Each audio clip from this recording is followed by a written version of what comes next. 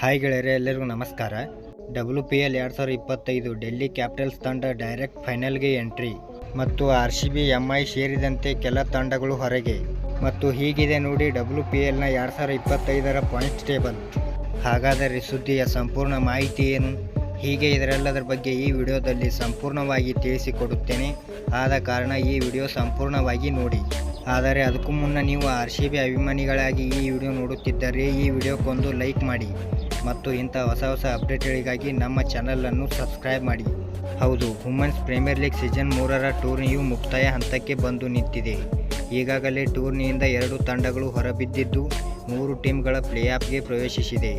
ಹೀಗೆ ಪ್ಲೇಆಫ್ಗೆ ಎಂಟ್ರಿ ಕೊಟ್ಟಿದ್ದ ಡೆಲ್ಲಿ ಕ್ಯಾಪಿಟಲ್ಸ್ ತಂಡವು ನೇರವಾಗಿ ಫೈನಲ್ಗೆ ಪ್ರವೇಶಿಸಿದೆ. ವುಮೆನ್ಸ್ ಪ್ರೀಮಿಯರ್ ಲೀಗ್ ಪ್ಲೇಆಫ್ ನಿಯಮಗಳ ಪ್ರಕಾರ ಲೀಗ್ ಹಂತದ ಅಂಕಪಟ್ಟಿಯಲ್ಲಿ ಅಗ್ರಸ್ಥಾನ ಅಲಂಕರಿಸುವ ತಂಡ ನೇರವಾಗಿ ಫೈನಲ್ಗೆ ಪ್ರವೇಶಿಸುತ್ತದೆ. ಅದರಂತೆ ಈ ಬಾರಿ ಟೂರ್ನಿಯಲ್ಲಿ 8 ಪಂದ್ಯಗಳನ್ನಾಡಿರುವ ಡೆಲ್ಲಿ ಕ್ಯಾಪಿಟಲ್ಸ್ ತಂಡವು 5 ಜಯ ಹಾಗೂ 3 ಸೋಲುಗಳೊಂದಿಗೆ ಒಟ್ಟು 10 ಅಂಕಗಳನ್ನು ಪಡೆದುಕೊಂಡು ಈ ಮೂಲಕ ಪಾಯಿಂಟ್ ಟೇಬಲ್ನಲ್ಲಿ ಅಗ್ರಸ್ಥಾನ ಅಲಂಕರಿಸಿ ನೇರವಾಗಿ ಫೈನಲ್ಗೆ ಅರ್ಹತೆ ಪಡೆದುಕೊಂಡಿದೆ.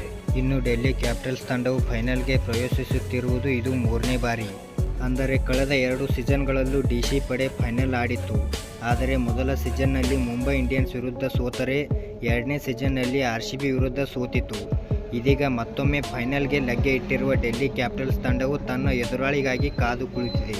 ಇನ್ನು WPL ಅಂಕಪಟ್ಟಿಯಲ್ಲಿ ದ್ವಿತೀಯ ಮತ್ತು ತೃತೀಯ ಸ್ಥಾನ ಅಲಂಕರಿಸುವ ತಂಡ ಎಲಿಮಿನೇಟರ್ ಪಂದ್ಯವಾಡಲಿದೆ. ಅದರಂತೆ ದ್ವಿತೀಯ ಸ್ಥಾನದಲ್ಲಿರುವ ಮುಂಬೈ ಇಂಡಿಯನ್ಸ್ ಹಾಗೂ ತೃತೀಯ ಸ್ಥಾನದಲ್ಲಿರುವ ಗುಜರಾತ್ ಜೈಂಟ್ಸ್ ನಾಕೌಟ್ ಪಂದ್ಯದಲ್ಲಿ ಮುಖಾಮುಖಿಯಾಗಲಿದೆ. ಈ ಮ್ಯಾಚ್ನಲ್ಲಿ ಗೆಲ್ಲುವ ತಂಡ ಫೈನಲ್ಗೆ ಪ್ರವೇಶಿಸಿದರೆ ಸೋಲುವ ತಂಡ ಟೂರ್ನಿಯಿಂದ ಹೊರಬೀಳಲಿದೆ.